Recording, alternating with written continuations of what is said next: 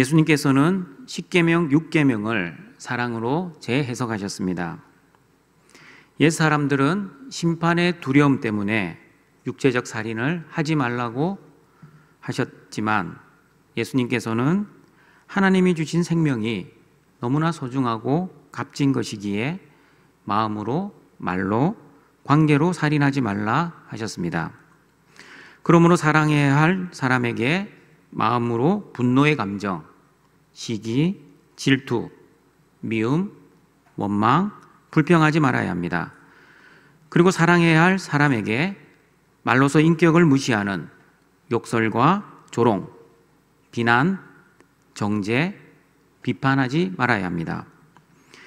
그리고 내가 살인자가 되지 않는 것도 중요하지만 형제를 살인자로 만들지 말아야 하는 것도 더 중요합니다. 그러므로 실수든 의도적이든 형제에게 원망들을 만한 일을 했고 그 일을 하나님께서 생각나게 하시면 즉시 그 형제를 찾아가 그 형제와의 관계를 회복시켜야 합니다. 그리고 나를 고발하는 자가 길에 있으면 그 현장에서 빨리 용서를 구하고 관계를 회복해야 합니다. 등촌가족 여러분, 오늘 살펴볼 말씀은 사람을 살인하는 것이 아니라 하나님을 살인하는 죄, 다시 말하면 영적 살인에 대한 내용입니다. 성경을 통해 어떻게 하는 것이 하나님을 살인하는 것이 되는지를 살펴보고 영적 살인자가 되지 않도록 하나님의 말씀을 듣도록 하겠습니다. 첫 번째, 삶으로 드리지 않는 예배는 영적 살인입니다. 이사야 1장 21절입니다. 같이 읽겠습니다. 신실하던 성읍이 어찌하여 창기가 되었는고 정의가 거기에 충만하였고 공의가 그 가운데에 거하였더니 이제는 살인자들 뿐이로다. 신실하던 성읍이 창녀가 되고 이제는 살인자들 뿐이라고 말씀하십니다. 왜 신실했던 하나님의 백성들이 창녀가 되고 살인자가 되었는지 이사야 1장 11절 13절 말씀 같이 읽어보겠습니다. 여호와께서 말씀하시되 너희의 무수한 재물이 내게 무엇이 유익하뇨? 나는 순양의 번제와 살찐 짐승의 기름에 배불렀고 나는 숫송아지나 어린 양이나 숫염소의 피를 기뻐하지 아니하노라. 너희가 내 앞에 보이러 오니 이것을 누가 너희에게 요구하였느냐? 내 마당만 밟을 뿐이니라. 헛된 재물을 다시 가져오지 말라. 분향은 내가 가증히 여기는 바요. 월삭과 안식일과 대회로 모이는 것도 그러하니 성회와 아울러 악을 행하는 것을 내가 견디지 못하겠노라. 이스라엘 백성들이 많은 짐승을 잡아 하나님께 제사를 드렸습니다. 그러나 하나님께서는 그 제사를 받지 않으셨습니다. 왜 하나님께서 이스라엘의 제사를 받지 않으셨습니까? 제물에 흠이 있었습니까? 아니면 제사를 드리는 사람이 정성이 부족했습니까? 그렇지 않습니다. 흠 없는 제물로 정성껏 드렸습니다. 그러면 무엇이 문제였습니까? 왜 하나님께서 제사 드리는 사람들이 성전의 마당만 밟을 뿐이라고 하셨는지 그 이유를 이사야 1장 16절, 17절에서 알아보도록 하겠습니다. 같이 읽어보겠습니다. 너희는 스스로 씻으며 스스로 깨끗하게 하여 내 목전에서 너희 악한 행실을 버리며 행악을 그치고 선행을 배우며 정의를 구하며 학대받는 자를 도와주며 고아를 위하여 신원하며 과부를 위하여 변호하라 하셨느니라. 이스라엘 백성들이 자신이 지은 죄를 용서해달라고 제사를 멋들어지게 잘 드렸지만 그들의 삶 속에서는 여전히 악한 행실, 행악과 학대가 있었습니다. 여러분, 이 악행들이 어디에서 행해졌습니까? 하나님 목전에서 행해졌습니다. 제사를 지내는 현장에서도 여전히 악행이 저질러졌다는 뜻입니다. 이사야 1장 23절을 보시면 이스라엘 백성들이 저지른 악행을 이렇게 말씀합니다. 같이 읽어보겠습니다.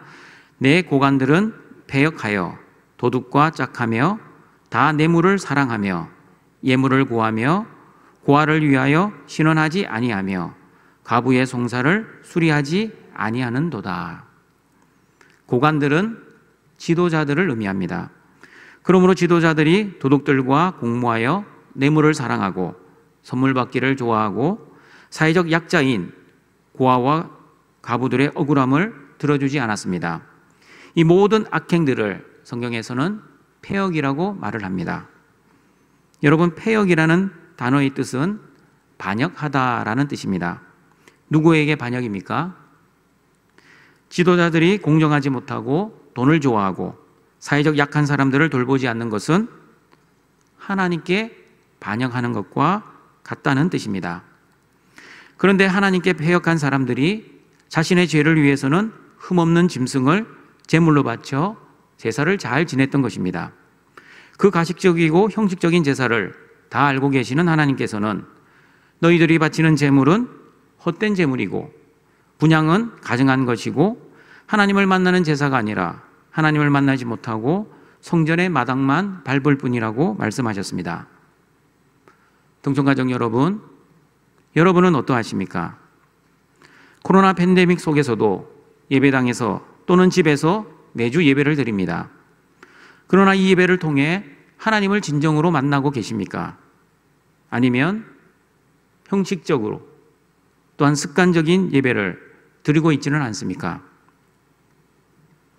저와 여러분은 하나님을 진정으로 만나는 예배, 하나님의 은혜를 체험하는 예배를 드려야 합니다.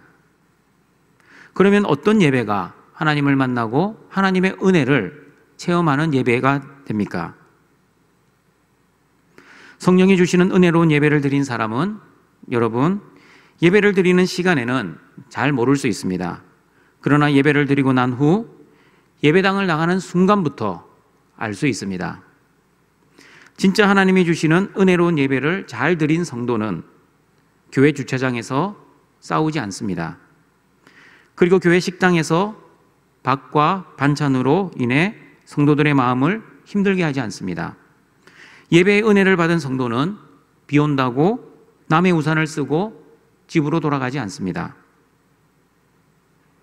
여러분, 제가 지금 무슨 말씀을 드리려고 하는지 짐작이 가십니까? 그 교회가 진짜 은혜가 충만한 교회인지 은혜가 없는 교회인지는 식당과 주차장을 보면 알 수 있습니다. 아무리 예배당에서 말씀의 은혜를 받고 눈물 콧물 흘리며 기도하고 손을 들고 찬양을 해도 삶 속에서 예배자로 살지 못하면 진짜 은혜를 받은 성도가 아닌 것입니다. 그러므로 진짜 은혜로운 교회는 주차장에서 서로 양보하고 이해하고 사랑해야 합니다. 그리고 진짜 은혜로운 교회는 교회 식당에서 서로를 배려하고 친절하게 섬겨야 합니다. 등촌가족 여러분, 주차장 봉사 해보셨습니까? 주차장 봉사 쉽지 않습니다. 매운으로 호흡하는 것도 힘들지만 더 힘든 것은 성도들이 주차 봉사자들의 말을 들어주지 않는 것이 더 힘이 듭니다. 이쪽에 주차하세요 라고 하면 이쪽에 주차를 하면 얼마나 좋겠습니까? 그런데 예배 마치고 빨리 나가려는 생각에 자기가 원하는 장소에 주차를 하고 키도 맡기지 않고 예배당으로 들어가 버립니다. 그러면 차의 흐름을 막아 주차 봉사하기 너무 힘들 때가 많이 있습니다. 그러므로 등촌 가족 여러분, 거룩한 성도는 주차 봉사자의 말을 잘 들어야 합니다. 그리고 거룩한 성도는 고운 말, 아름다운 말, 상대방을 배려하는 말을 해야 합니다. 서로 감정이 상하는 말이 아니라 서로를 이해하고 배려하는 성숙한 모습으로 등촌교회 주차장이 이 예배당보다 더 은혜스러운 장소가 되기를 바랍니다. 그리고 진짜 은혜로운 교회는 성도들이 식당에서 봉사하는 것을 주저하거나 싫어하는 것이 아니라 몸은 힘들지만 식당 봉사 아마 가장 힘들 겁니다. 몸은 힘들지만 찬양을 부르며 기쁨으로 섬기는 교회가 진짜 성령 충만한 교회입니다. 한국 교회에 이런 말이 있습니다. 한국 교회의 모든 소문은 교회 식당에서 만들어진다. 여러분, 마음으로 살인하고 말로도 살인할 수 있습니다. 식당이 살인하는 장소가 되지 말아야 합니다. 식당은 어떤 곳입니까? 식당은 음식을 만드는 곳입니다. 절대 살인하는 곳이 아닙니다. 그러므로 거룩한 등촌가족 여러분, 등촌교회 식당에서는 사랑으로 음식을 만드시고 절대 살인하는 장소로 만들지 말아 주시길 바랍니다. 로마서 12장 1절에서 이렇게 말씀합니다. 같이 읽어보겠습니다. 그러므로 형제들아, 내가 하나님의 모든 자비하심으로 너희를 권하노니 너희 몸을 하나님이 기뻐하시는 거룩한 산 제물로 드리라. 이는 너희가 드릴 영적 예배니라. 죄 없는 짐승만 죽이는 헛된 제사, 다시 말하면 제물만 살인하는 제사를 하나님께서 받지 아니하시듯이 저와 여러분이 삶 속에서 거룩한 산 제물로 드리지 않는 예배를 하나님께서는 받지 않으실 것입니다. 그러므로 저와 여러분은 우리의 삶 속에서 영적 예배자가 되어야 합니다. 그러므로 예배당에서만 은혜로운 예배가 아니라 우리의 가정, 우리의 학교, 우리의 직장, 우리의 삶의 모든 터전에서 산 제물로 은혜로운 예배를 드리시는 등촌의 가족들이 되시길 바랍니다. 두 번째, 하나님만을 섬기지 않는 우상 숭배는 영적 살인입니다. 에스겔 6장 1절 5절 말씀입니다. 같이 읽어보겠습니다. 여호와의 말씀이 내게 임하여 이르시되 인자야, 너는 이스라엘 산을 향하여 그들에게 예언하여 이르기를 이스라엘 산들아, 주 여호와의 말씀을 들으라. 주 여호와께서 산과 언덕과 시내와 골짜기를 향하여 이같이 말씀하시기를 나 곧 내가 칼이 너희에게 임하게 하여 너희 산당을 멸하리니 너희 제단들이 황폐하고 분향 제단들이 깨트려질 것이며 너희가 죽임을 당하여 너희 우상 앞에 엎드러지게 할 것이라. 이스라엘 자손의 시체를 그 우상 앞에 두며 너희 해골을 너희 제단 사방에 흩으리라. 여러분, 하나님께서 칼, 즉 전쟁을 통해 이스라엘의 산당과 제단과 분향 제단들을 깨뜨리시고 이스라엘 백성들을 죽여 그 시체를 어디에 놓겠다고 하십니까? 우상 앞입니다. 무슨 뜻입니까? 이스라엘 백성들이 산당의 제단에서 수많은 제사를 지냈고 수많은 짐승을 죽였지만 그 제단에는 여호와 하나님이 계셨던 것이 아니라 우상이 있었다는 뜻입니다. 하나님께 제사를 지낸 것이 아니라 우상에게 제사를 드렸다는 뜻입니다. 겉으로는 하나님을 섬겼다고 했지만 실상은 하나님을 섬긴 것이 아니라 우상을 숭배한 것입니다. 마찬가지입니다. 신앙생활은 여러분 하나님만을 섬기는 것입니다. 그런데 신앙생활을 통해 하나님도 섬기고 나도 섬기는 사람들이 있습니다. 등청성도 여러분, 기독교는 기복적이지만 기복주의는 아니라고 제가 여러 번 말씀드렸습니다. 다시 말씀드립니다. 우리는 1번 하나님의 은혜와 복을 받았습니다. 그리고 그 복과 은혜로 인해 2번 하나님의 자녀라는 우리의 신분이 변화되었습니다. 그리고 3번 신분에 맞는 거룩한 행동을 해야 합니다. 이 거룩한 행동을 하기 위해 다시 1번 하나님의 은혜와 복이 필요합니다. 이것이 바로 올바른 신앙생활, 기복적인 신앙생활입니다. 그러나 3번 종교적 열심과 행위, 거룩한 행동을 하는 이유가 1번 하나님의 은혜와 복을 받기 위한 열심과 행위라면 그것은 기복주의가 됩니다. 기복주의가 성경적이지 않은 이유는 신앙생활의 목적이 하나님 영광이 아니라 자신의 행복과 자신의 영광을 위한 것이기 때문입니다. 그러나 기복적인 올바른 신앙생활은 하나님 영광을 위해 열심히 신앙의 여정을 걸어갑니다. 여러분, 이렇게 기복적인 신앙생활은 하나님의 영광을 위해 신앙생활을 하고, 기복주의는 자신의 영광을 위해 신앙생활을 하는 근본적인 원인이 어디에 있는 줄 아십니까? 그것은 바로 기복적인 성도는 하나님을 주인으로 모시고 하나님만을 섬기기 때문입니다.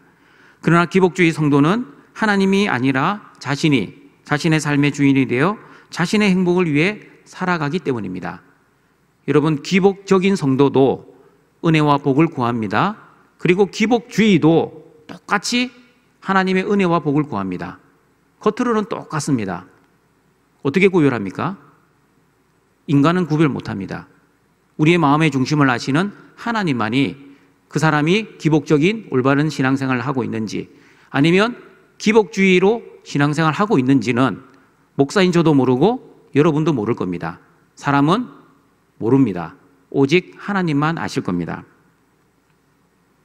그러나 기복주의, 말은 비슷해 보이지만 신앙생활의 목적이 완전히 다르다는 것을 여러분은 잘 아셔야 합니다. 제가 호스피스 사역을 할 때 이런 기도 요청을 많이 받았습니다. 목사님, 하나님이 저희 생명을 연장시켜 주시면 이제부터 하나님의 일을 열심히 하겠습니다. 그러니 목사님께서도 제가 하나님의 일을 할 수 있도록 기도해 주십시오. 저는 이런 기도 부탁을 받을 때마다 힘들었습니다.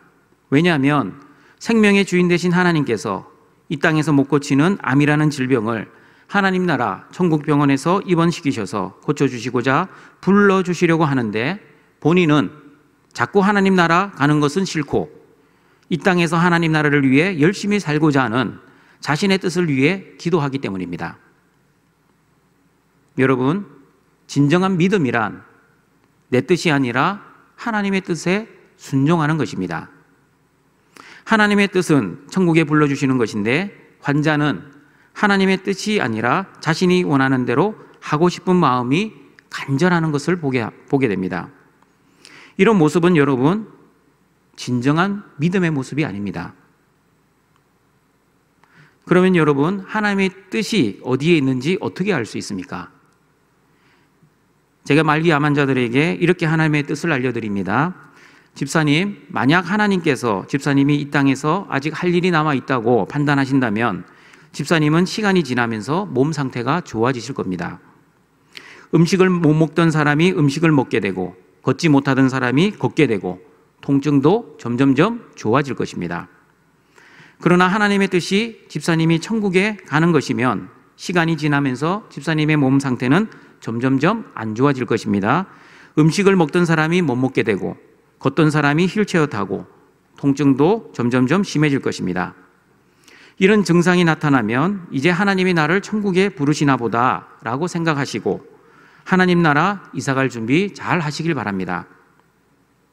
그리고 집사님, 천국은 가고 싶다고 다 갈 수 있는 나라도 아니고, 그리고 천국은 가고 싶지 않다고 안 갈 수 있는 나라도 아닙니다.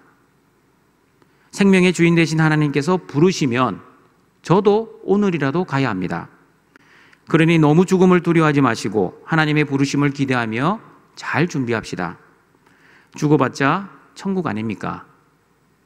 이렇게 권면해 드리고 기도해 드렸습니다. 등촌가족 여러분, 여러분은 생명의 주인이 내가 아니라 하나님이 나의 생명의 주인이라는 것을 믿으십니까? 믿으신다면 주인의 뜻에 내 생명까지 맡기는 그런 믿음의 사람이 되시길 바랍니다. 그리고 내 생명뿐 아니라 나의 죽음도, 나의 모든 생사화복의 주인도 내가 아니라 하나님이심을 꼭 기억하셔서 나의 주인 되신 하나님을 위해 신앙의 여정을 잘 걸어가시고, 또한 하나님을 위해 신앙의 여정도 잘 마무리하시는 은혜가 있기를 바랍니다. 등촌가족 여러분, 하나님만을 섬기지 않는 것이 왜 영적 살인이 되는지 아십니까? 하나님만을 섬기지 않는 우상 숭배는 결국 나를 숭배하는 것이기 때문입니다. 나를 숭배한다는 것은 내가 주인 되어 사는 삶을 말합니다. 그리고 내가 나의 삶의 주인이 되어 내 삶을 내 마음대로 살면 진짜 나의 삶의 주인 대신 하나님을 죽이는 행동이 되는 것입니다. 그러므로 하나님만을 섬기지 않는 우상 숭배는 하나님의 자리를 빼앗고 하나님의 영광을 가로채는 영적 살인입니다. 그러므로 나의 유익, 나의 행복, 나의 뜻을 위해 신앙생활하지 마시고 오직 하나님의 영광, 하나님의 거룩, 하나님의 나라를 위해 신앙생활 하시는 등촌의 가족들이 되시길 바랍니다. 세 번째, 예수님의 속죄의 은혜를 믿지 못하는 것이 영적 살인입니다. 제가 어렸을 때 교회에서 부흥회가 자주 있었습니다. 부흥회를 하면 강사 목사님들이 마지막 날 설교를 마치고 꼭 하시는 말씀과 행동이 있었습니다. 오늘 누가 예수님을 영접하시겠습니까? 예수님을 나의 주와 그리스도로 영접하시고자 하는 분은 이 앞으로, 이 강대상 앞으로 나와주시길 바랍니다. 지금 결단하지 않으면 영원한 지옥 형벌이 기다리고 있으니 지금 바로 결단하시고 앞으로 나오시길 바랍니다. 일명 결단의 시간입니다. 그런데 문제가 생깁니다. 작년에 결단해서 나간 사람임에도 불구하고 올해 또 나갑니다. 제가 그 친구에게 물어보았습니다. 너 작년에 결단하고 구원받았잖아. 왜 또 나가? 나갈 필요 없어. 그 친구가 대답합니다. 구원받고 싶은 사람 나오라고 하잖아. 나가지 않으면 구원받지 못할 것 같은 생각이 들어. 나가야 마음이 편안해져. 그러니 구원받아야지. 여러분, 이 친구가 바로 예수님을 십자가에서 다시 죽이는 영적 살인자입니다. 어렸을 때는 신학적 지식이 없어서 그 친구에게 설명을 해주지 못했습니다. 그냥 작년에 구원받았으면 됐지 왜 매년 구원받아야 하나, 이 정도만 생각했습니다. 그러나 신학을 공부하고 난 이후 구원의 확신이 없는 이런 모습이 바로 영적 살인이라는 것을 알았습니다. 십자가의 속죄의 사역을 믿지 못하고 회개하고 또 회개하고 또 회개하고, 이런 모습은 예수님을 십자가에서 계속 죽이는 영적 살인입니다. 여러분, 오해하지 마십시오. 제 용서에 대한 회개와 구원의 확신을 위한 회개는 같은 것이 아닙니다. 죄를 지으면 우리는 계속 회개해야 합니다. 그러나 구원의 확신을 하지 못하고 매번 회개를 해야만 구원의 확신이 드는 것은 예수 그리스도의 십자가의 대속의 죽음을 믿지 못하는 것입니다. 엄밀하게 말하면 자기의 감정에 의해 또는 자기의 환경에 의해 구원의 확신이 흔들리는 사람입니다. 예배를 드리고 성령이 충만할 때는 구원의 확신이 들다가도 세상 속에서 죄를 짓는 한심한 자신의 모습을 볼 때는 구원의 확신이 사라지는 사람들이 있습니다.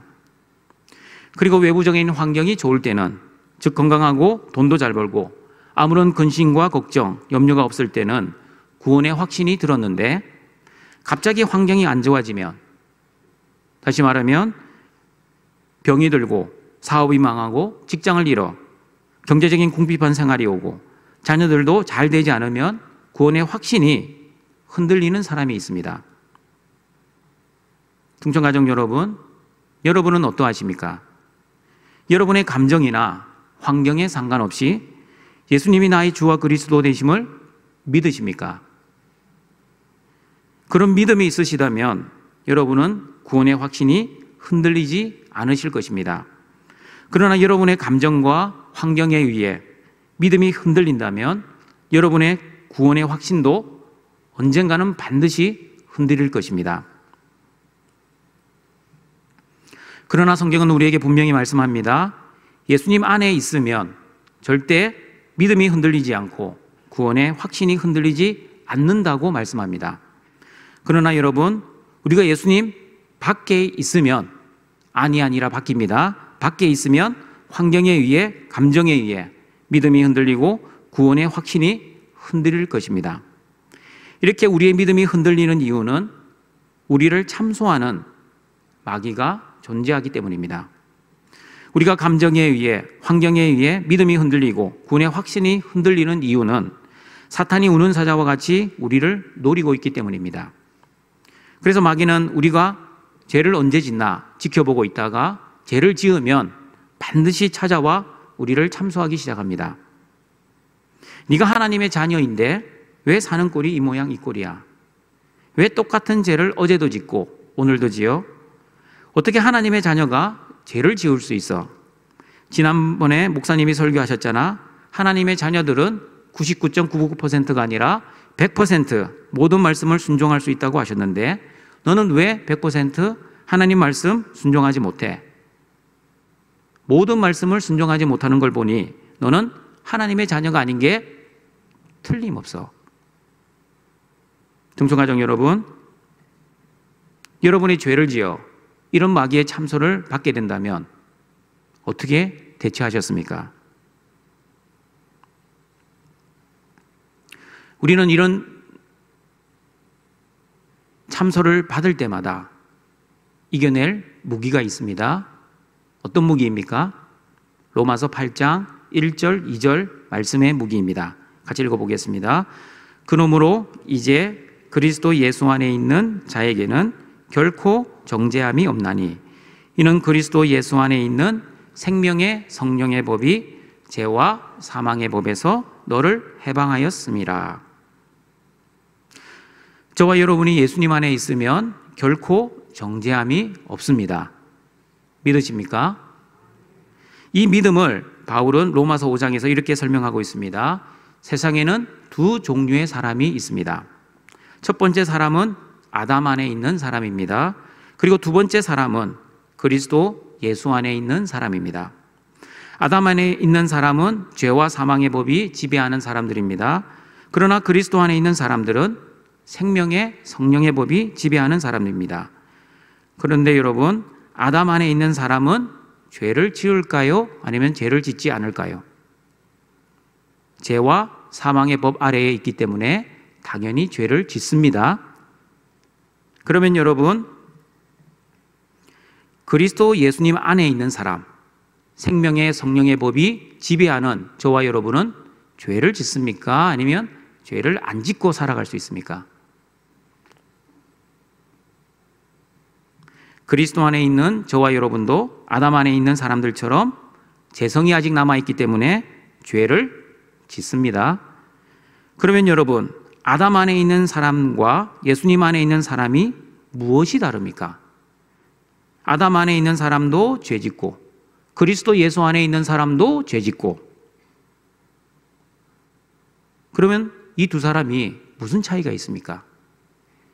예수님을 믿어도 죄를 짓고 예수님을 안 믿어도 죄를 짓습니다. 그러면 신자와 불신자의 차이가 무엇입니까? 어떤 차이가 있는지 로마서 8장 1절 말씀 다시 읽어보겠습니다.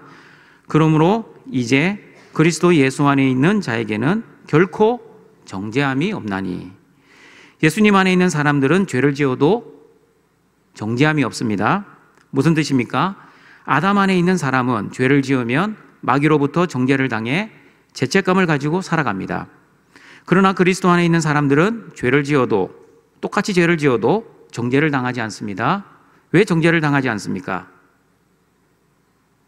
저와 여러분이 지은 죄를 위해 예수님이 대신 정죄를 받으셨기 때문입니다. 또한 저와 여러분이 지은 모든 죄의 책임을 예수님이 대신 감당하셨기 때문입니다. 이 말씀을 그림 언어로 표현해 드리겠습니다. 그림 언어 여러분의 머릿속에 잘 각인해 주시길 바랍니다. 마귀는 사람들이 죄를 지을 때마다 정죄의 화살을 쏩니다.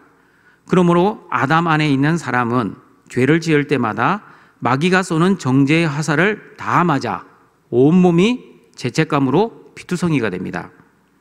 그러나 예수님 안에 있는 사람이 죄를 지으면 역시 마귀가 정죄의 화살을 쏩니다. 네가 성도라며 어떻게 이런 죄를 지을 수 있어? 어떻게 목사가 되어서 이런 끔찍한 죄를 짓는 것을 보니 너는 설교할 자격도 없는 목사야. 저도 이렇게 참소를 당합니다. 그러나 여러분, 예수님 안에 있는 사람은 마귀가 정죄의 화살을 쏘아도 그 화살이 저와 여러분에게 도달하기 전에 예수님이 먼저 맞아주시는 것입니다. 왜냐하면 저와 여러분이 예수님 안에 있기 때문입니다.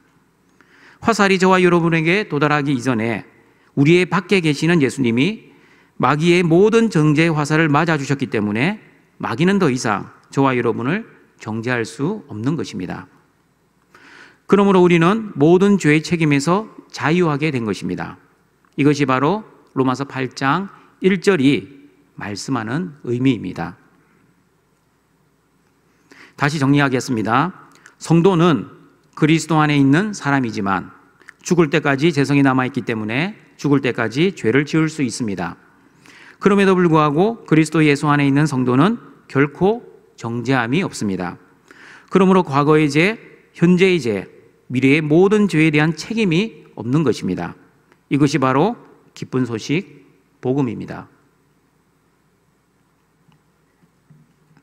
등촌가족 여러분, 조금 논리적이고 합리적인 사람은 여기서 이런 질문을 해야 정상입니다. 목사님, 예수님이 우리의 모든 죄를 용서해 주셨으면 이제 우리는 마음껏 죄를 지어도 되겠네요. 어차피 미래의 죄까지 모든 죄를 용서받았기 때문에 내가 하고 싶은 대로 마음대로 죄를 지으며 살아도 되겠네요. 예수님의 십자가 옆에 강도처럼 죽을 때에 대해서 회개하면 되잖아요. 이런 질문을 하는 사람들이 바로 로마서 6장 1절의 말씀입니다. 같이 읽어보겠습니다. 그런즉 우리가 무슨 말을 하리요?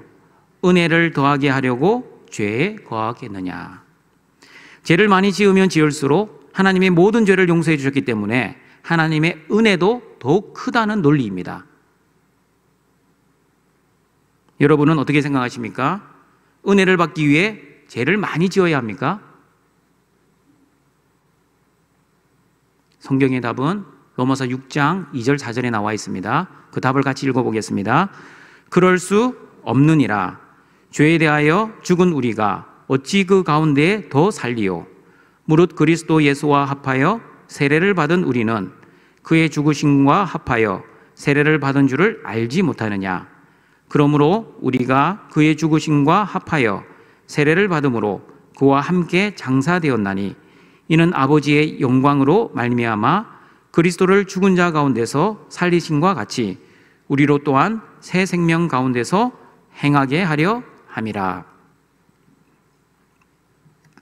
예수 그리스도의 세례를 받은 저와 여러분은 예수님과 함께 십자가에서 이미 죽었고 예수님의 부활하심으로 새로운 생명을 가진 것처럼 죄에서 죽은 저와 여러분은 이제 새로운 삶을 살아야 합니다. 왜냐하면 더 이상 죄가 저와 여러분을 주장하지 못하기 때문입니다. 그러므로 로마서 6장 15절 16절은 이렇게 말씀합니다. 같이 읽어보겠습니다. 그런즉 어찌하리요? 우리가 법 아래에 있지 아니하고 은혜 아래에 있으니 죄를 지으리요? 그럴 수 없느니라. 너희 자신을 종으로 내주어 누구에게 순종하든지 그 순종함을 받은 자의 종이 되는 줄을 너희가 알지 못하느냐? 혹은 죄의 종으로 사망에 이르고 혹은 순종의 종으로 의에 이르느니라. 아담 안에 있을 때는 죄의 종으로 살았습니다. 그래서 죄를 마음껏 지고 살았습니다. 그리고 마귀의 정죄로 인해 죄책감으로 충만했습니다. 그러나 그리스도 예수 안에 있으면 이제는 더 이상 죄의 종이 아니라 의의 종, 순종의 종이 되었습니다. 하나님의 은혜가 충만하게 임하였습니다. 그러므로 저와 여러분은 하나님의 은혜로 인해 죄를 짓지 않으며 살아갈 수 있게 되었습니다. 하나님의 모든 말씀을 순종할 수 있게 되었습니다. 이것이 바로 순종의 종이 의미하는 바입니다. 나의 노력과 결심과 능력이 아니라 오직 하나님의 은혜와 예수님의 사랑하심과 성령의 도우심으로 인해 하나님의 말씀을 100% 순종할 수 있는 은혜가 있다는 것을 기억해야 합니다. 그러므로 등촌가족 여러분, 하나님의 이 은혜를 잊어버리고 예수 그리스도의 속죄의 사역을 온전히 믿지 못하여 감정이나 환경에 의해 구원의 확신이 흔들리는 것은 예수님을 다시 십자가에 못 박는 영적 살인입니다. 그리고 하나님의 말씀을 온전히 순종할 수 있는데 순종할 수 없다고 생각하는 것도 하나님의 은혜와 도우심을 믿지 못하는 영적 살인이라는 것을 기억하시고 하나님 말씀 온전히 순종하셔서 영적 살인자가 되지 않는 등촌의 가족들이 되시길 바랍니다. 말씀을 정리하도록 하겠습니다. 예수님께서는 살인을 사랑으로 재해석하심으로 마음의 살인, 말의 살인, 관계의 살인에 대해 말씀하셨습니다. 그러나 사람을 살인하는 것만 있는 것이 아닙니다. 영적 살인도 있다는 것을 우리는 기억해야 합니다. 첫 번째, 삶으로 드리지 않는 예배는 영적 살인입니다. 아무리 예배당에서 은혜를 받아도 삶 속에서 은혜 받은 자답게 살지 못하면 받은 하나님의 은혜를 죽이는 살인입니다. 그래서 등촌교회는 주차장과 식당이 가장 은혜로운 장소가 되기를 소망합니다. 두 번째, 하나님만을 섬기지 않는 우상숭배, 즉 자기를 숭배하고 하나님보다도 돈을 더 사랑하는 것, 하나님 영광보다 내 행복, 하나님의 뜻보다 내 뜻을 위해 사는 것, 그리고 내 삶의 주인을 하나님이 아니라 내가 내 삶의 주인이 되어 사는 것은 영적 살인입니다. 세 번째, 예수님의 십자가의 속죄의 사역을 믿지 못하고 구원의 확신이 흔들리는 것, 마귀의 참소에 의해 죄책감으로 힘들어하는 것, 그리고 하나님 말씀을 온전히 순종할 수 없다고 생각하고 포기하고 하나님 말씀을 지키지 않는 것은 영적 살인입니다. 등촌가정 여러분, 육적으로나 마음으로, 말로, 관계적으로 사람을 살인하지 마십시오. 그리고 영적으로 하나님을 살인하는 영적 살인자가 되지 마십시오. 저와 여러분은 하나님의 생명을 가진 자이기 때문에 생명을 죽이는 살인자가 아니라 생명을 살리고 생명을 전하는 생명의 전도자가 되어야 합니다. 하나님이 나에게 주신 풍성한 생명에 감사하고 기뻐하고 그리고 그 생명을 실제 우리의 삶 속에서 누리며 그 좋은 생명을 또한 이웃에게 전하여 하나님께 영광을 돌리시는 등촌의 가족들이 되시길 주님의 이름으로 축원합니다. 사랑과 자비가 풍성하신 여호와 하나님, 오늘도 하나님의 자녀들이 하나님 앞에 나와 영과 진리로 하나님을 진정으로 만나는 은혜의 예배를 드리게 하시니 감사드립니다. 사람을 마음으로 말로 관계로 죽이지 않을 뿐만 아니라 하나님을 죽이지 않는 거룩한 성도가 되게 하여 주시옵소서. 예배당 안에서도 하나님의 은혜의 예배를 드리게 하시고 우리 모든 일상의 삶 속에서도 거룩한 산제물의 영적 예배를 드릴 수 있게 하여 주시고 또한 하나님만을 섬기며 자신의 우상을 숭배하지 않게 하시고 예수 그리스도의 십자가의 속죄의 능력을 의심하지 않고 구원의 확신 가운데 하나님 말씀 100% 순종하며 살아가는 등촌의 가족들 되게 하여 주시옵소서. 예수님의 이름으로 기도드립니다. 아멘.